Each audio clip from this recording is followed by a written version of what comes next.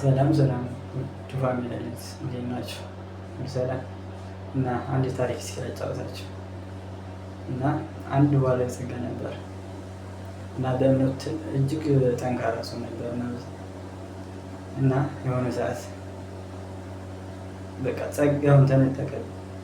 ከአቅም በላይ ሆነበት፣ ፈተና በዛበት እና ምርጫ አጣ። በእምነቱም ጠንካራ ነው ብዬ አስባለሁ። እና የሆነ ሰዓት ውሳኔ ወይ ለመወሰን ተገደደ እና የሆነ ድልድይ ጋር ሄደና አጋጣሚ ቁጭ ብሎ ተክዞ ነበረ እና በሚተክዝበት ሰዓት አጋጣሚ አዳልጦት ባህር ላይ ወደቀ። ባህር ላይ ሲወድቅ የሚያወጣው አጣና ተጨነቀ።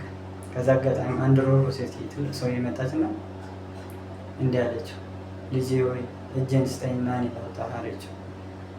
አይ ፈጣሪ ያወጣኛል ይላታል እና እሺ ብላ ተደንቃ ሄደች እና በድጋሚ ሁለት ሰዎች መጡ። እነዚያም ሁለት ሰዎች እጅን ስጥና እናውጣ ሲሉት ለእነሱም ድጋሚ ተመሳሳይ መለሰላቸው፣ እግዚአብሔር ያወጣኛል አለችው።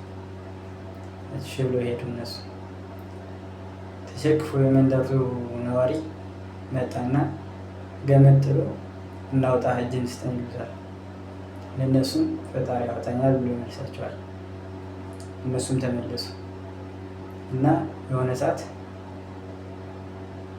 ምርጫ አጣ፣ የሚያወጣውን አጣ።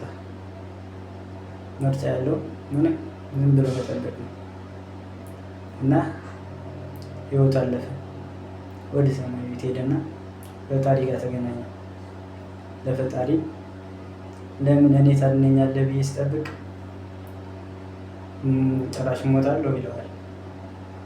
እንዴ ሶስት ሰዎች ኩልክ ይላሉ፣ ለምን አልፈልግም አልካቸው? ፈጣሪ ያድነኛል አለ። ሶስት ሰዎች ልክ ነበር ይለዋል። እሱም ተደንቆ ዝም አለ። እና አንዳንድ ሰዎች በጣም ደጋግ ሰዎች አሉ እና እነዛ ሰዎች የፈጣሪ ተምሳሌት ናቸው። እና የምላችሁ ፈልጌ ነው፣ አንዳንድ ጥሩ ሰዎች የፈጣሪ ተምሳሌት ናቸው እና እንዳይሩቅብን ተጠንቅቀን እንያዛቸው። እወዳቸዋለሁ።